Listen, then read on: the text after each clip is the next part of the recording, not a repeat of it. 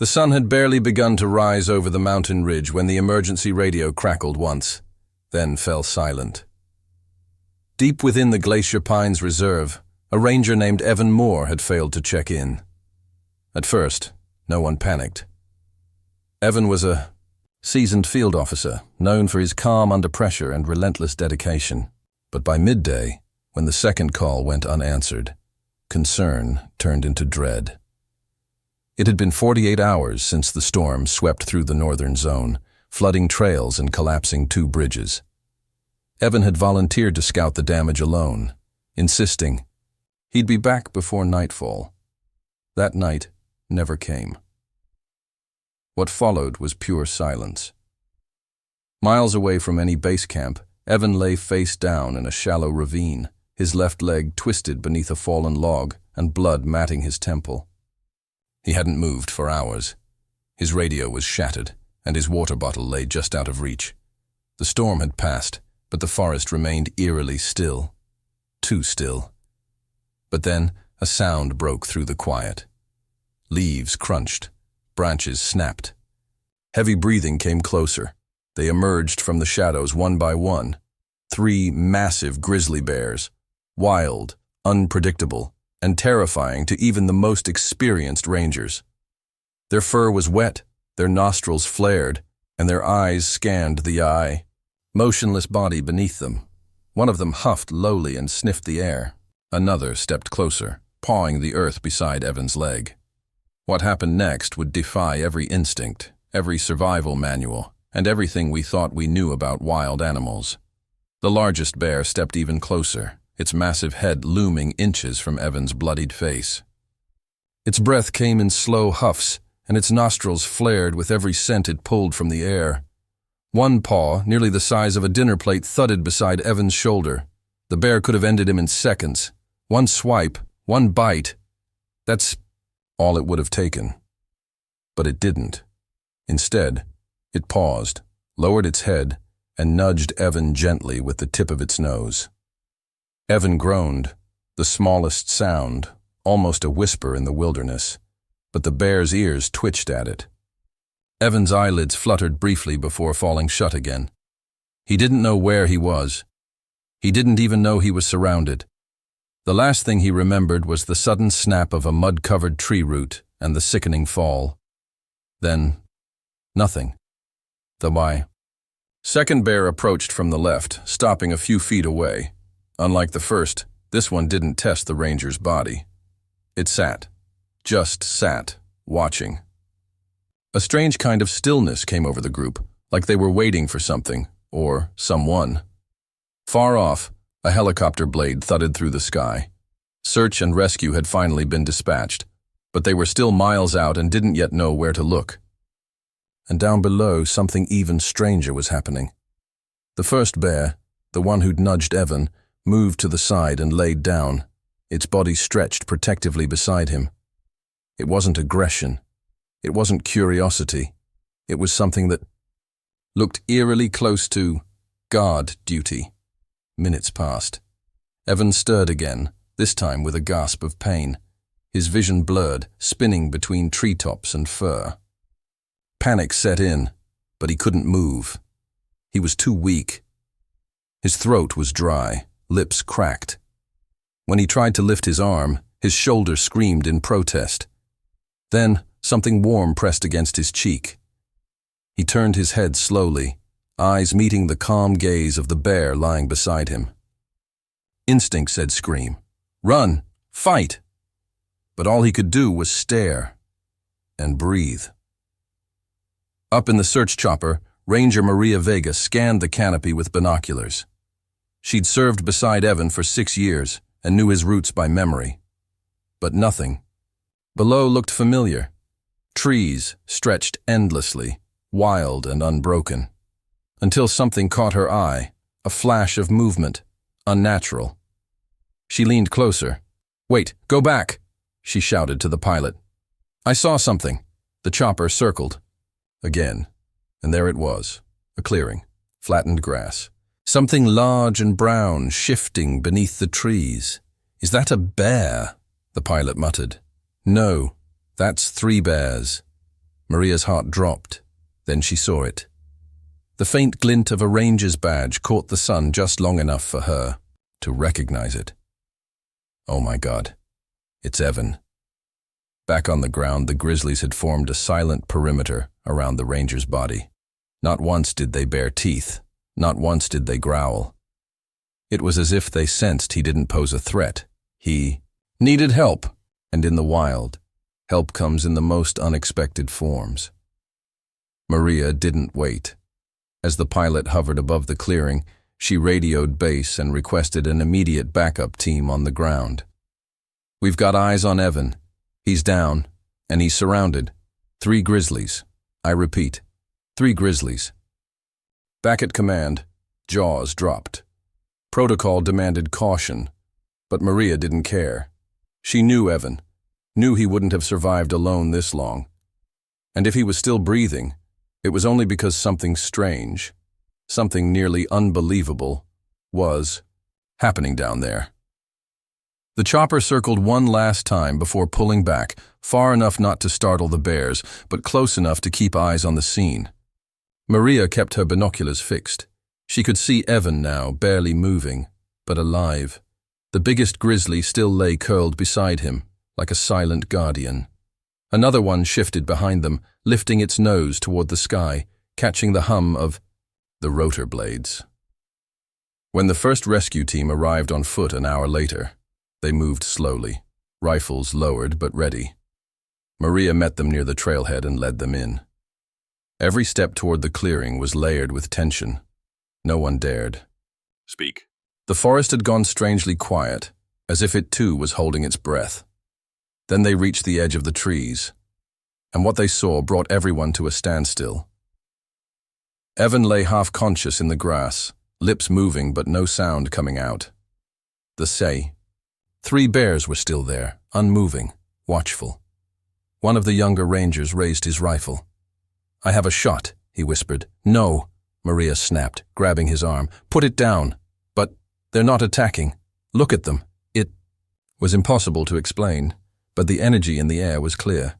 The bears weren't acting like predators. If anything, they seemed protective. One of the medics inched forward, hands raised.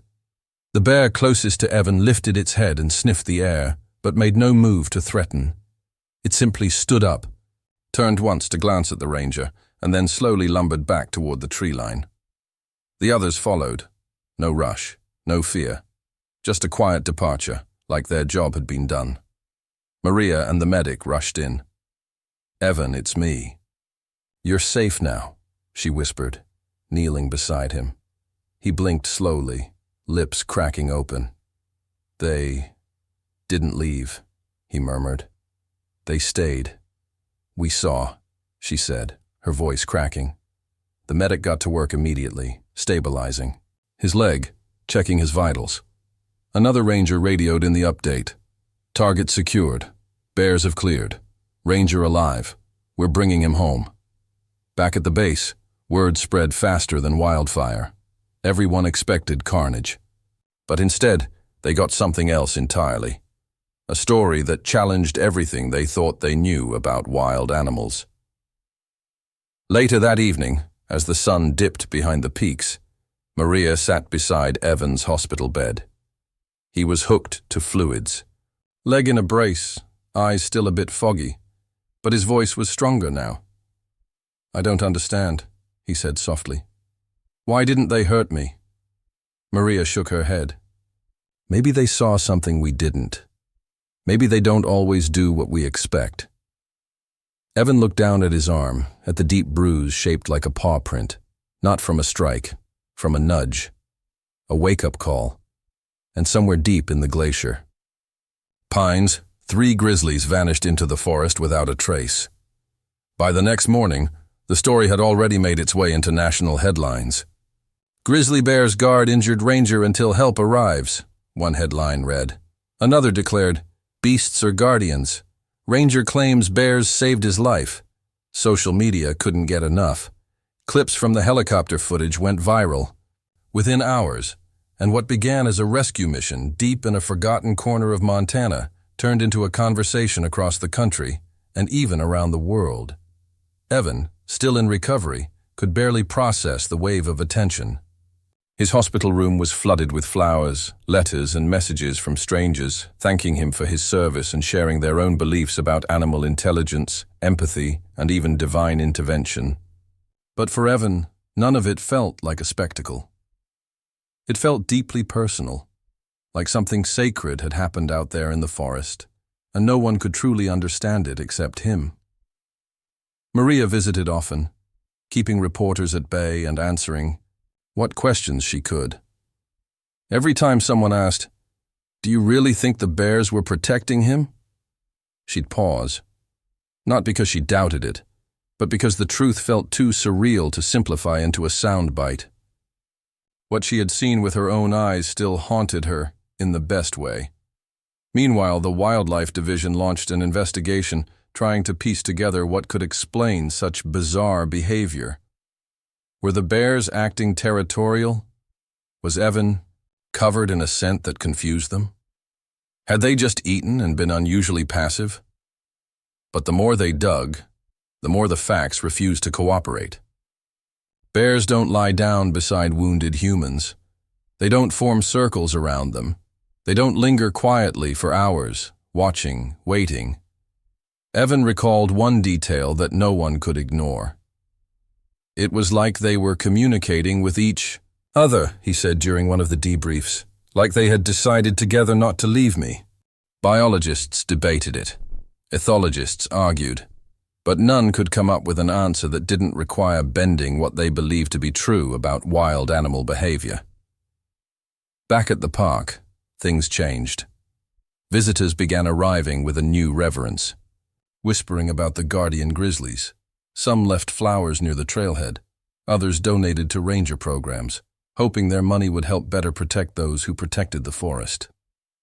Even schools reached out, asking Evan to speak once he recovered, wanting children to hear the story of the man who was saved by creatures people were taught to fear.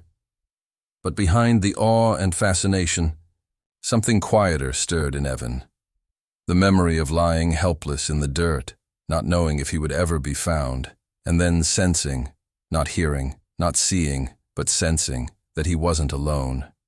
He remembered the warmth of breath on his cheek, the gentle thump of paws, the hum of life surrounding him, refusing to let him slip away unnoticed. He didn't know if it was instinct, compassion, or something else entirely. But he knew this. The forest had watched over him, and its fiercest guardians had chosen mercy. 3 weeks later, Evan stood at the trailhead once again, his heart pounding louder than the wind rustling through the pine trees. The forest looked the same, but nothing about it felt the same. The IE headlines had faded, the visitors had gone home, and the world had moved on. But Evan hadn't. Not yet. He needed to go back, not just for closure, but for understanding. Something deep inside him had shifted that day. The experience had left him with more questions than answers, and no scientific panel or television interview could satisfy what he needed to know. He had to return to the place where everything changed. Maria had offered to come with him, but Evan declined. This was something he had to do alone. Well, not entirely alone. Strapped to his belt was a GPS beacon and an emergency radio. He wasn't taking any chances. But this wasn't about safety. This was about reconnecting with the moment he was supposed to die and didn't. As he hiked the familiar trail, every snap of a twig, every distant rustle in the brush sent adrenaline spiking through his veins. The memory of lying helpless in that clearing, bloodied, broken, and surrounded by beasts, flashed through his mind like lightning. But so did the warmth of their presence, the calm in their gaze, the silent agreement they made not to harm, but to help. After nearly 2 hours of steady hiking, he reached it. The clearing. The one that now lived in news archives and whispered conversations. It looked smaller now, almost underwhelming, but the weight it held was undeniable. The earth still showed signs of the old scuffle. Uprooted moss, a few scattered, Claw prints faded into the soil and the bent trunk of the tree that had caught his fall. He knelt down slowly, brushing his fingers across the spot where he'd lain. The sun filtered through the trees in golden beams, and the air smelled of pine and distant rain. Then, without warning, a low sound echoed through the woods, a breathy exhale, deep and steady. Evan froze. From the trees, a massive shape emerged. It was the same bear. He recognized the scar across its shoulder, the way it moved, slow but assured. It didn't charge, it didn't growl. It simply watched him from a distance, as if it had been waiting. Evan didn't move. His breath caught in his throat. Then, to his shock, a second bear followed behind, smaller, younger, but calm, curious. They stood there for what felt like forever. No barriers, no fear, just two worlds colliding again in the quiet heart of the forest. "I don't know why you helped me," Evan said softly, his voice cracking. "But I needed to thank you." He didn't expect them to understand. He didn't expect a sign. But something about the way the larger bear blinked slowly, then turned and walked away, peacefully, without haste, felt like an answer. The younger one lingered a second longer, then followed. Evan stayed for a while after they were gone, just listening to the forest breathe around him. And for the first time since the accident, he felt whole. Back at the base that night, Maria met him at the porch, worry written across her face. "Everything okay?" she asked. Evan nodded. "Better than okay. Did you find them?" "I think they found me." The days that followed Evan's return to the clearing felt different. Not just in the air, but in him. He walked the halls of the ranger station with a quieter presence, but there was a depth in his eyes that hadn't been there before. It was the look of someone who had been face to face with death, only to find life waiting for him in the most unexpected form. And though he didn't speak of it often, when he did, people listened. Not because he embellished the tale or tried to make it grander than it already was, but because there was something undeniable in his voice when he described what happened, something raw, unpolished, and deeply real. The park administration eventually asked Evan if he'd be willing to speak at a conservation conference being held in Missoula. They wanted him to share his story, not as a headline, but as a testimony to what it truly means to coexist with wildlife. He hesitated at first, unsure if the moment should be dissected on a stage. But Maria encouraged him. "You don't need to prove anything," she told him. "Just speak the truth. That's what people need to hear." And so, he did. When the day arrived, Evan stood in front of a quiet crowd, the lights dimmed, a photograph behind him showing the vast glacier pines canopy from above. He wasn't a polished speaker, and his boots still carried flecks of dried earth, but his presence was commanding. He didn't use notes, didn't need them. He began by recounting the assignment, the storm, the fall. He spoke of the pain, the blood, the helplessness, and then he paused, just for a moment, before describing what came next. "I was alone," he said, "completely alone, until I wasn't. Until I felt the breath of a creature I should have feared more than anything else on this earth." His voice wavered, but he didn't break. "But it didn't kill me. It didn't walk away either. It stayed." The room was silent. I've worked with wildlife my whole life. I've studied them, tracked them, respected them. But what happened that day wasn't something that fits in any scientific box. It wasn't instinct, at least not as we define it. Those bears didn't treat me like prey or threat. They treated me like something else entirely. He let those words hang in the air before continuing. "I'm not asking anyone to believe in fairy tales. I'm asking you to believe in the possibility that there's more going on out there than we can measure. That compassion isn't exclusive to our species. That maybe, just maybe, the wilderness isn't just surviving. It's listening when..." He stepped down. The room didn't erupt into applause. It rose slowly, quietly, like a forest waking up. People stood not out of politeness, but out of respect. And later that night, dozens approached him not with praise, but with stories of their own, of moments in nature that defied reason, where fear gave way to something softer, where connection bloomed, unspoken but unforgettable. The next morning, Evan returned to the ranger station to find a small package waiting on his desk. No sender. Inside was a photograph printed on thick matte paper. It was a still frame from the original chopper footage taken from high above the forest. At first glance, it showed the clearing, the bears, the man in the dirt. But upon closer inspection, Evan saw something else. The 3 bears weren't standing randomly. Their positions formed a triangle, each at an equal distance from him, forming a shape that centered on his body, a protective formation. It wasn't chance, not anymore. He framed it and hung it on the wall above his desk, a reminder not of the terror, but of the miracle. Weeks passed. Winter edged closer, tourists faded. The forest began to sleep. But the trail where it all happened became something sacred.